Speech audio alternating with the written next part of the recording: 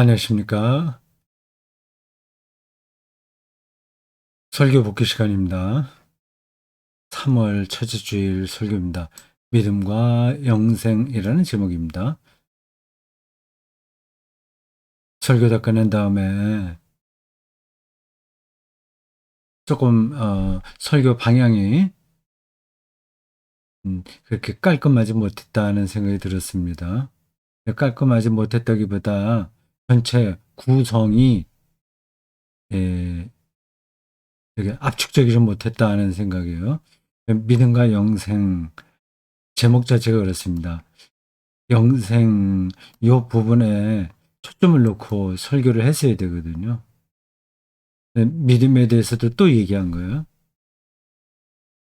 음, 그렇게 이것도 하고 저것도 하고 하는 거는 설교 어, 효율성에서 바람직하지 않습니다. 그렇게 하려면 믿음과 영생의 관계에 대해서 얘기를 해야 되겠죠. 근데 설교 핵심은 관계를 얘기하는 거 아니거든요. 영생을 주로 얘기하려고 했습니다. 근데 영생이 저절로 주어지는 게 아니라 독생자를 믿는 자마다 멸망치 않고 영생을 얻으리라 라는 그 말씀에 근거하여 말하다 보니까 독생자를 믿는다고 하는 게 뭔가 그것도 짚지 않을 수 없었어요. 뭐 그래도 설교가 크게 이상하다는 뜻은 아닙니다. 그러니까 설교사로서 조금 더 이거 방향을 한 군데로 모았어야 되는데 이렇게 두 군데로 흩어졌다는 아쉬움이 남은 거죠. 그래도 괜찮습니다. 니고데모 이야기예요. 요한복음은 참 특별한 복음서입니다.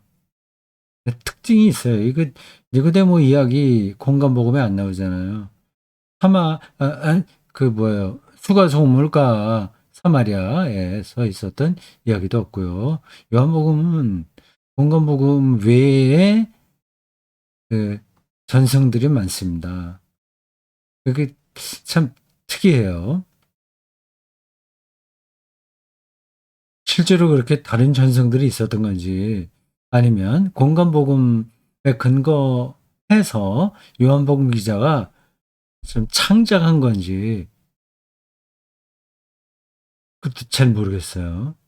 창작이라는 말을 여러분들이 듣고 성경에 대해서 어떻게 그런 말을 붙이냐 그런 생각을 하실 수 있습니다. 근데 없는 걸 꾸며서 일부러 만들어냈다는 뜻으로 창작이라는 말을 한 건 아니에요. 이제 그런 개연성이 있는 사건들을 어, 신문 기자가 어떤 뉴스를 보도하듯이가 아니라 시인이 어떤 사건을 시적 그 감수성에 의해서 새롭게 구성하는 거에 가까웠다. 그 얘기죠.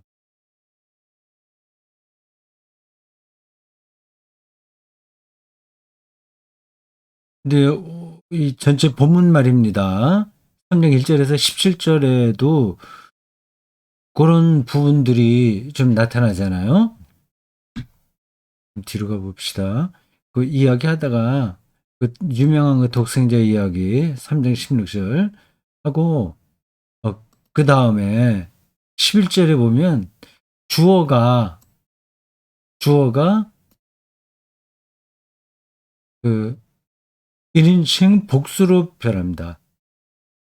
그 이야기의 배경은 예수님과 니고데모의 대화잖아요. 내가 너한테 말한다. 예수님이 말씀하시는 걸로 처음부터 시작하지 않습니까? 니고데모도 이야기하고요. 두 사람이 하는 건데 여기는 복수가 돼 버렸어요. 우리는 아는 것을 말하고 본 것을 증언하노라. 예수님께서 왜 이렇게 말씀하셨을까 하는 게 조금 의아하죠. 이렇게 말씀을 하지 않으셨다는 뜻은 아닙니다. 그렇게 말할 수도 있고 아닐 수도 있어요. 그렇게 말할 수 있었다는 것은 다음과 같은 의미입니다. 예수님이 니고데모에게 얘기하지만 자기 자신의 생각만 전하는 게 아니라 그 제자 공동체를 염두에 두고 말씀하기 때문에 우리 이렇게 말할 수 있는 거죠. 혹은 어느 주석서에 그러한 게 암시되어 있는데 이렇습니다. 혹은 먼 훗날 그리스도의 공동체가 이러한 먼그 훗날이요. 예수 님 말고 그 뒤로 훗날 어떤 공동체가 역사에 나타나서 예수의 복음을 전할 것인가를 감안해서 우리라고 표현한 거다. 그렇게 볼 수도 있는 거죠. 근데 그건 조금 거리가 먼 이야기 같아요. 제 생각에는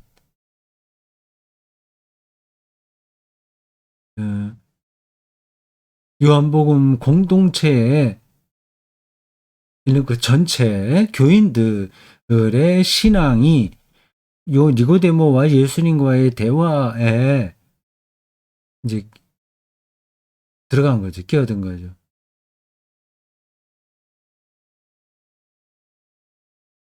이 예수님에 대한 이야기도 역사적인 글이잖아요. 예수님은 미리 이전에 활동하셨고 그분에 대한 이야기는 훗날 기록됐단 말이에요. 근데 훗날 기록할 때에 그들이 어떤 신앙으로 살았냐 하는 것이 예수님 당대에 벌어진 이야기를 쓰면서 거기에 영향을 주는 거예요. 쓰는 사람의 생각이 거기 예수님과 니고데모의 대화에 반영되는 겁니다. 반영되는 거예요. 꼭 그 지나가죠. 요한복음이 아주 특이해서 제가 뭐 상황이 어떠냐 하는 거를 이렇게 좀 말씀드린 거예요. 자, 믿음과 영생 복귀해서 뒷부분에 가서 그 영생에 대한 얘기를 그 몰트만의 책을 근거해서 설명한 대목 조금 더 이야기하겠습니다. 그거 굉장히 중요한 거예요. 그 니고데모가 모태에 다시 들어갔다가 나오냐 이런 말도 안 되는 얘기 했잖아요. 음, 근데 저렇게 말을 한다는 게 이상한 거죠. 자기 이해가 안 되면 그게 무슨 뜻인지 조금 더 설명해 주십시오. 이렇게 하면 되는데 모태에 들어갔다 나오란 말이냐? 그게 말이 안 된다고 하는 걸 본인이 알 거예요. 근데 그런데도 저렇게 굳이 이야기했다는 거는 예수님의 말씀을 전혀 감을 잡지 못하고 있었다, 이 사람이. 그렇게 볼 수밖에 없습니다. 니고데모는 이제 설교 시간에 설명한 것처럼 지식인이거든요. 사내들인 공회 의원이라고 본문이 이야기하기도 해요. 대법관이라고 할 수 있습니다.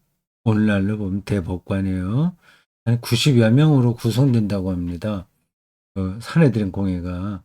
거기에 의원이라고 한다면 상당히 고급 높은 계급에 있는 사람이에요. 그 바리새인이라고도 했죠. 아주 뛰어난 그 당시에 가장 이제 상류층 지적인 부분이나 또 적인 거나 신앙적인 거나 여러 가지 면에서 한 뭐 몇 프로 안에 드는 그런 사람인데 거듭난다는 말을 뭐 어떻게 들어가냐는 그렇게 질문했다고 하는 게 어처구니 없죠. 근데 그럴 수 있어요. 사람은 이상합니다. 아, 저 사람은 그래도 좀 뭐 알만한데 사회 경력도 있고 또 전문가이고 한데 그러면 이해할 만한데 모르는 경우 많거든요. 이게 뭐 적당한 이유인지 모르겠습니다만 이렇게 말씀드릴 수 있어요. 그 컴퓨터의 전문가 있잖아요. 지금 그런 사람들이 돈 제일 많이 벌어요. 근데 거기에는 최고 세계 인류급의 전문가이라고 하더라도 인문학적 소양이 크게 떨어질 수 있습니다. 근데 철학적 사유를 전혀 할 줄 모르는 사람일 수 있어요. 의, 의사들도 마찬가지입니다. 의사는 우리나라에서는 어, 뭐 뭐라고 해야 되나요? 근데 존경도 받고 가장 그 경제적인 것도 그렇고 사회에서 인정받는 사람들이에요. 그 전문가로 인정받습니다. 근데 그 전문가이긴 한데 신학이나 신앙 이런 점에서는 또 어린아이일 수 있어요. 그러니까 한 인간이 많은 부분들을 다 이렇게 이해하면 하기가 쉽지가 않습니다. 그러니까 어른이 되기가 쉽지 않은 거예요. 어느 부분에서는 전문가인데 삶 전체에 대한 이해에서는 안 될 가능성이 많습니다. 예, 니고네모가 바로 그런 사람이라고 했었겠죠. 그 나이가 들어서 세상살이의 노하우를 많이 알고 존경하는 위치에 올랐다고 하더라도 그 사람의 실제 삶을 이해한다는 보장이 없습니다. 그 나이가 들었다. 내 세상살이 공부 잘한다. 내가 출세했다. 예, 그런 게 머릿속에 가득 있어서 실제 삶, 음, 음, 그런 거를 꼭 안다는 보장이 없는 거예요. 근데 뭐 어떤 걸 예로 들어야 될까요? 아니, 아,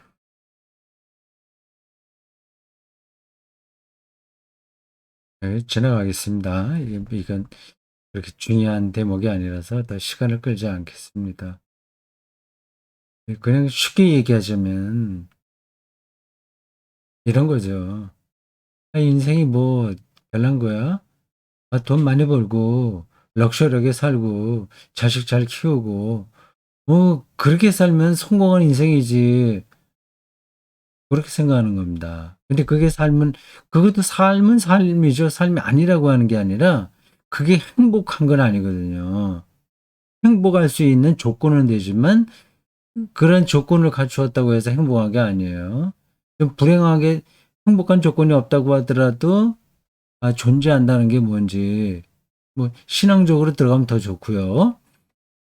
어, 그리고 미학 정말 아름다움을 알고 그리고 다른 사람에 대한 관용, 그 타자에 대한 진실한 관심 이런 게 행복한 거거든요. 근데 그런 거가 나이가 든다고 해서 다 아는 게 아닙니다. 오히려 더 멀어질 수 있어요.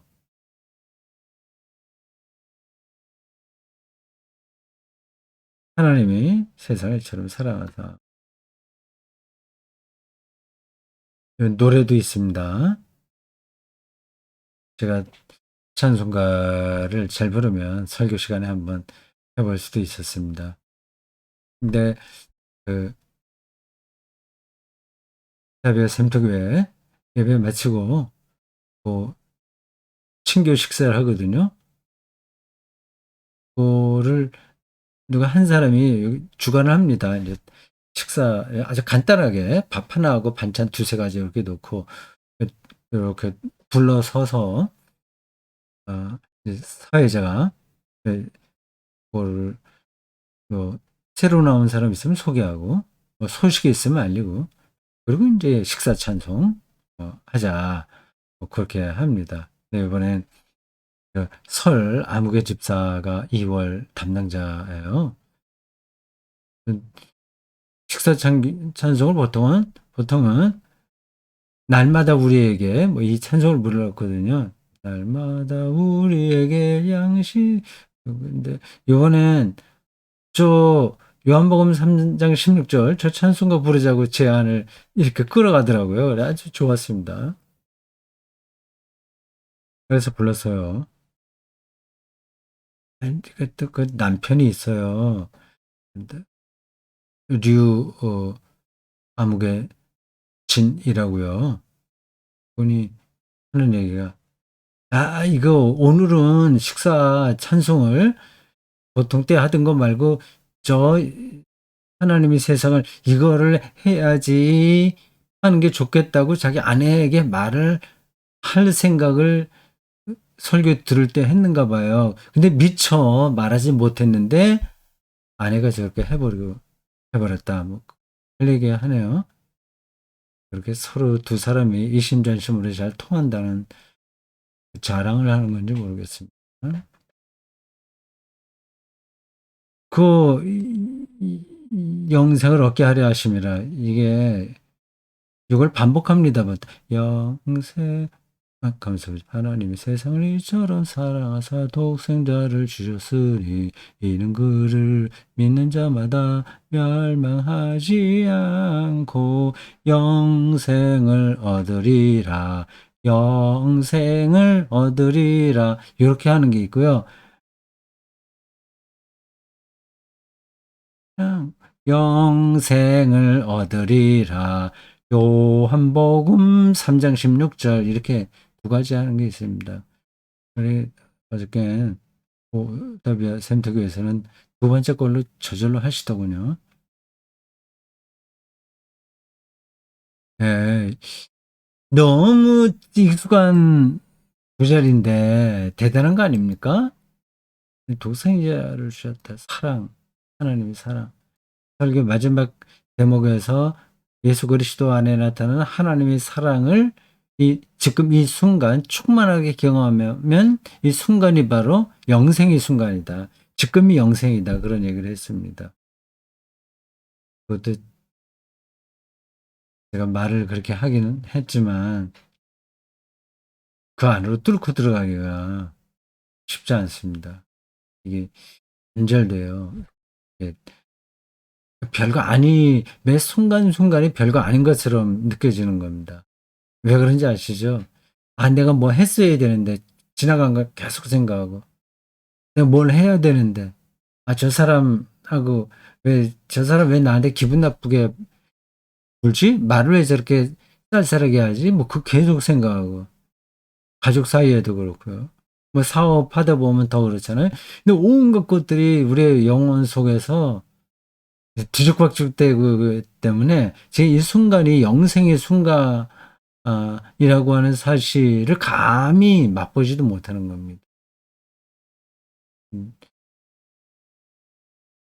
뭐, 이렇게 뒤죽박죽되어 있으니까 이제 그 스트레스라고 하잖아요. 그 스트레스를 해소하려고 술을 마시든지, 뭐, 오락에 취한다든지, 지금 뭐 스마트폰에 완전히 빠져 있다거나, 그렇죠. 계속 그걸 붙들고 있잖아요. 그게 그래, 정말 그렇게 살면 안 되는데, 생각하면서도 저절로 이제 그렇게 된단 말이에요.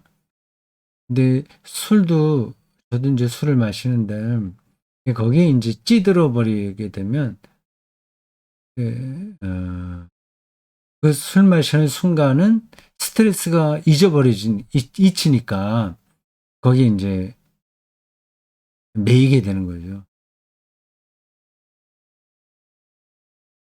근데 더 나아가서는 이제 마약도 하는 사람들이 있다고 하죠. 그러니까 그 순간은 즐거울 거예요. 술 잔뜩 취했을 때하고 마약을 했을 때는 그 스트레스라고 하는 것들이 없어지니까 뭔가 좀 절정의 기분을 느낄 수 있겠죠.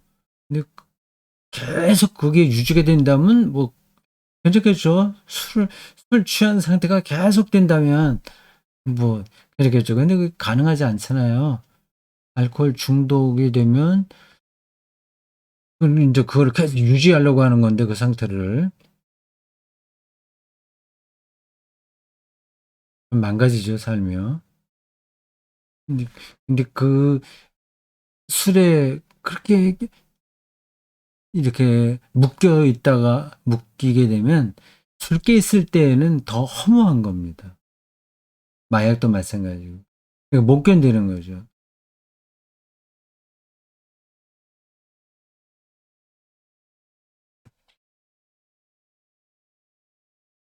하나님의 사랑하셨다. 예수 그리스도에게 하나님의 사랑이 나타났다. 예수 그리스도 얼굴에 비치는 하나님의 영광을 아는, 얼굴에 있는 하나님의 영광을 아는 빛을 우리에게 주셨다는 그런 구절의 뜻이요. 이 문제는 쭉도록 설교해야 되는 겁니다. 이게 알듯 말듯 해요. 어떤 때는 확 와닿다가 어떤 때는 또 날아가 버립니다.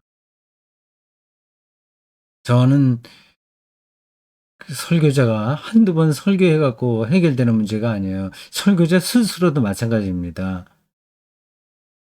자기가 아는 것만큼 보인다는 그 경구가 여기에 해당합니다. 그걸 자기가 아는 것만큼 느끼는 것만큼 저 말씀 안으로 들어갈 수 있어요.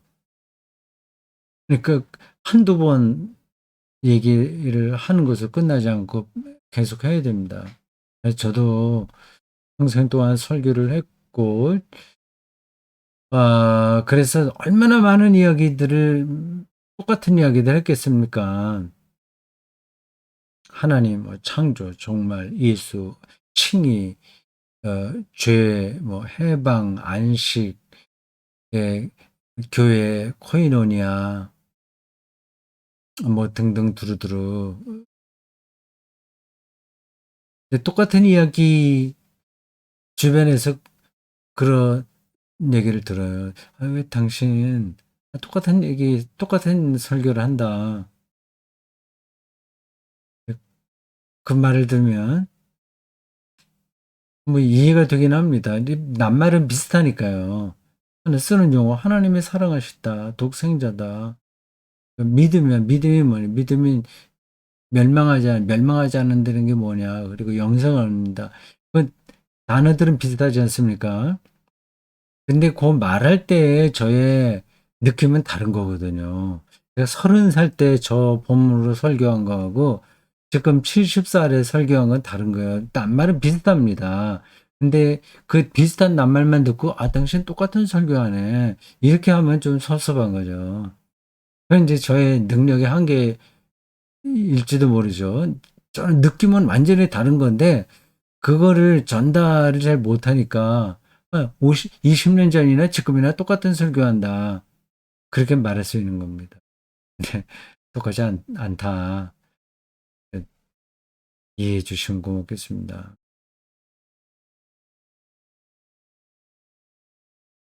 네.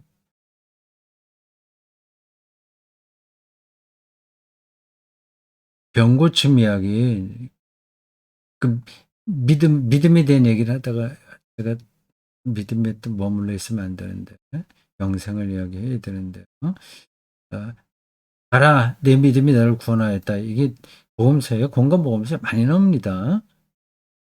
그래서 믿음으로 병고침을 받고 뭐 어쩌고 뭐 하고 그런 얘기들을 교회에서 종종 하잖아요. 성경에 있으니까 그냥 합니다. 근데 그게 왜 문제가 있는지를 잘 알지 못하는 거죠. 믿음으로 구원한다. 믿음이 아니라도 고친 적이 있었습니다. 예수 믿지 않아도 그냥 예수님이 고치신 적도 있어요. 그리고 저런 병 고침이라고 하는 건 옛날에는 뭐 흔했습니다. 예수님만 저런 일을 한 건 아니에요. 조금 영적인 카리스마가 있는 사람들에겐 그건 많이 있었습니다. 뭐 구약의 선지자들도 그런 일이 많이 있었잖아요. 엘리야 같은 사람은 뛰어났죠, 어떻게 보면. 그러면 예수님이 선지자하고 비슷한 수준에서 병 고치고 죽은 아이 고치고 살리고 뭐 그런 거 정도로 생각하면 이건 잘못된 겁니다. 근데 보험사가 왜 예수님에게 벌어진 저런 이야기를 하느냐 하는 것을 알면 되는 거예요. 저건 메타포입니다. 그리고 그렇게 고칠 능력이 있고 그게 중요하다고 한다면 모든 사람 다 고쳐주면 되지. 왜 일부 사람만 고칩니까? 예수 믿지 않아도 다 고쳐주면 되잖아요. 이게, 그거는 병을 고쳤냐, 고치지 않았냐 하는 게 중요하지 않다니까요. 그 방식으로 예수가 누구인가를 설명하려는 그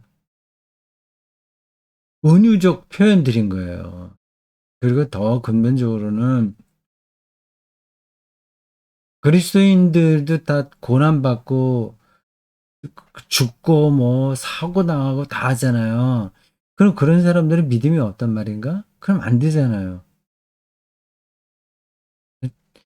그만 교회에서 그런 쪽으로 조금 세련된 방식으로도 이제 그렇게들 많이 하잖아요. 무식하게는 안 하더라도 세련되게 저렇게 뭐 잘 된다고 하고 뭐 이렇게 저렇게 하고 도덕적인 거 그런 거 뭐 우리 좀 잘해보자 하고 하든지 그러니까 자꾸만 인간에 대한 초점이 너무 많아요. 예수에 대해서 얘기해야 되는데 하나님에 대해서 얘기해야 되는데 우리가 뭐를 어떻게 하느냐 그런 것도 하긴 해야 되지만 너무 많아요. 그게 이제 조금씩 이 방식만 다르게 조금 세련되게 인간 중심이냐 좀 거칠게 그러냐 그런 차이만 있지 상당한 경우에 다 인간 중심의 설교와 메시지 그런 신앙에 떨어져 있습니다. 내가 뭐를 어떻게 해서 하나님의 일을 많이 했다. 이게 정말 중요하지 않은데. 그럼 고난당하는 사람들은 믿음이 없어서 그런 거냐? 그런데다가 더 나아가서 예수님이야말로 가장 크게 불행하게 사신 거잖아요. 저주받았잖아요. 그분을 우리가 그리스도로 믿고 있는데 어떻게 다른 얘기를 합니까? 영생 이야기하다가 몰트만 책 두 권 소개했습니다. 하나는 절망의 끝에 숨어있는 새로운 시작. 독일어 Im Ende der Anfang. 마지막 시작. 2003년도에. 2003년도라고 하더라도 몰트만이 나이 많았을 때입니다. 지금부터 20년 전이니까 75세 정도 됐겠네요. 내 나이보다 더 들어서 살고요. 하나는 아주 최근이에요. 2020년도에 영상을 믿는다. 아프요시단된 부활한 자, 부활된 자, 아프요시데인의 과거 분사로 명사를 만든 겁니다. 그래서 에비겔레벤 영원한 영생을 이야기합니다. 이 두 책, 지금 여러분들에게 어? 음, 요건 지금도 강독을 계속 하고 있죠. 그리고 나는 영생을 믿는다. 지금 제 손에 없네요. 그거는 벌써 강독을 다 끊는 겁니다. 그 책 두껍지 않아요. 예, 도움을 많이 받았습니다. 이런 대가들의 책이 예, 우리들에게 이런 역할을 합니다. 우리가 완전히 모르는 건 아니에요. 잘 모르면 책 읽어도 무슨 뜻인지 모릅니다. 어느 정도 준비된 사람에게는 그 책이 어, 방향성을 명확하게 해줍니다. 대충 알고 있었던 거예요. 약간 복잡하게 이렇게 했을까 여러 가지로 어렴풋하게 생각하고 있던 것들을 명료하게 해주는 겁니다. 그러니까 영생에 대한 것도 그래요. 저에게 좀 그랬습니다. 그 첫 번째 책에서 이 첫 번째 책은 여러 군데 썼던 아티클들을 모은 겁니다. 일관된 주제로 단권 저서는 아니에요. 또 그 비슷한 주제를 모아 놓은 거죠. 거기서 영생을 죽은 다음에 어디 다른데 하늘 어디 가는 거로 어, 생각하는 건 잘못이다. 이 땅이다. 강조하더라고요. 이게 지상 천국론 비슷하게 들릴 수도 있어요. 안식일 교회가 주로 그럴 겁니다. 안식일 교회 또 안식일 교회하고 또 이제 비슷한 기독교 이단이 있는데 안식일 교회는 이단이라고 할 수 없죠. 여호와의 증인 여호와의 증인도 기독교와 좀 아주 좀 많이 가까운 이단이었는데 이단이라고 말을 붙이기는 적합하지 않습니다. 여호와의 증인, 예, 안식일 교회는 훨씬 더 가깝고요. 근데 지금 정확하게 그거를 구분해서 제가 말씀드릴 수가 없네요.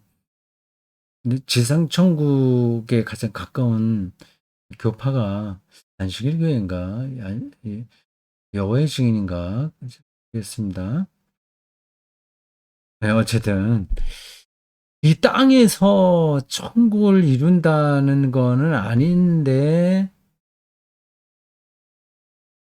이 땅에서 영생이 일어난다고 얘기를 하고 있어요.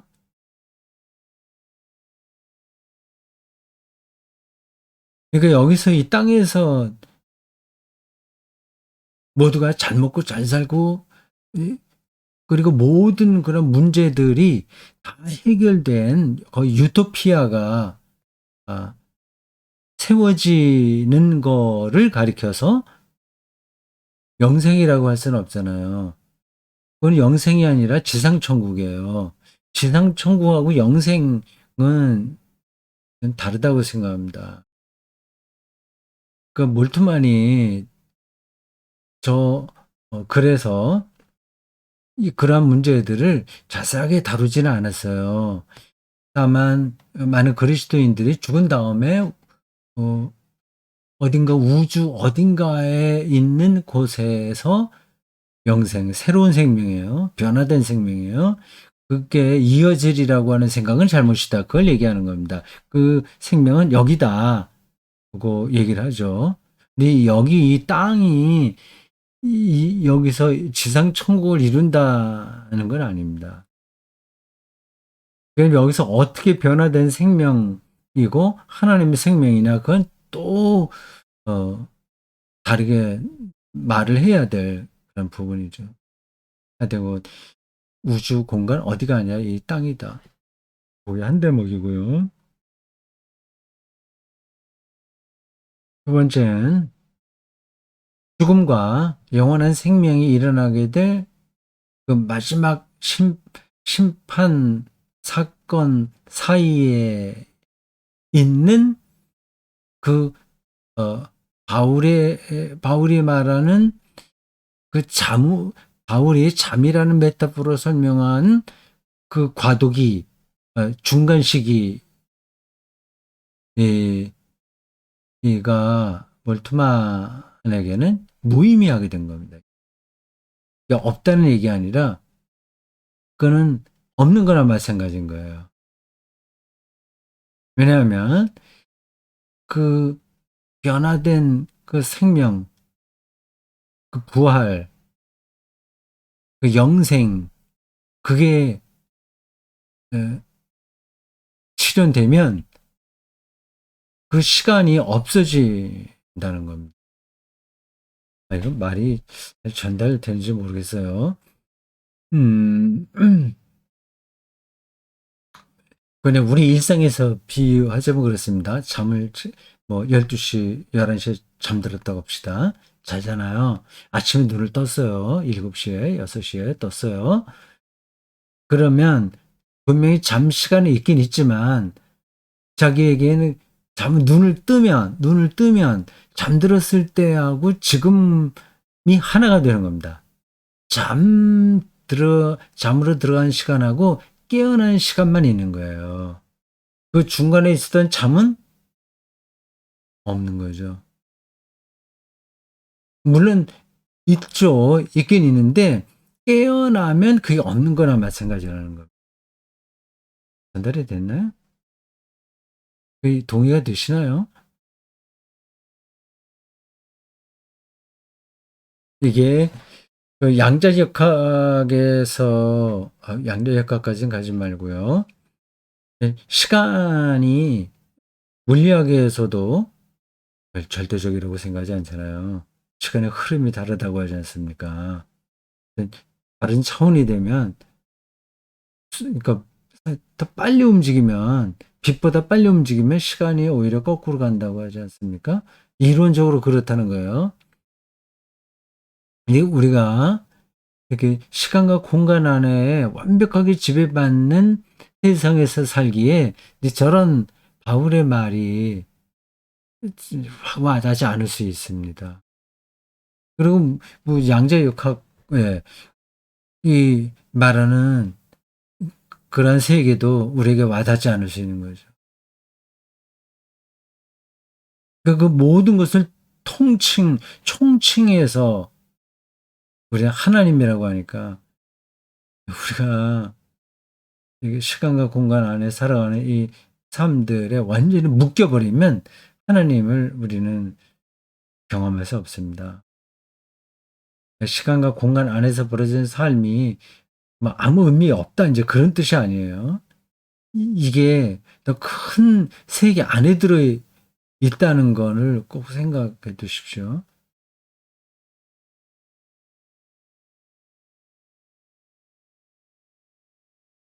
자, 네, 결론입니다. 100살, 200살까지 수명을 연장하거나 호화로운 삶의 총량을 늘리는 게 아니라 하나님의 사랑 안으로 들어가는 것이야말로 곧 영생이다. 시간의 연장이 아니라 하나님의 다스림 속으로 들어가는 그 다스림의 예, 핵심은 사랑이겠죠. 그렇게 이렇게 말을 하다가도 그 우리에게 있는 사랑은 그 사전에 있는 낱말 뜻으로 뭐 그런 정도로 머물러 있어서 약간 이렇게 좀 어, 전달하기가 쉽지가 않습니다. 사랑은 내가 누굴 좋아하는 거 뭐 이거 아니거든요. 생명의 능력이 사랑이라고 오히려 할 수 있는 거죠. 하나님의 존재 신비가 사랑입니다. 자, 오늘 여기까지 하겠습니다. 오늘 날씨가 요즘 따뜻하네요. 정말 그 더워지기 전에 요 계절이 참 미묘하게 아름다워요. 행복한 거죠. 즐겁게 지내십시오.